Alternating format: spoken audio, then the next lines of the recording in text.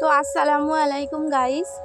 বিশ্ব ব্রহ্মাণ্ড তোলপাড় করার পরে আমাদের বাড়ির কাছে একটা সর্ষে গাছ হয়েছে।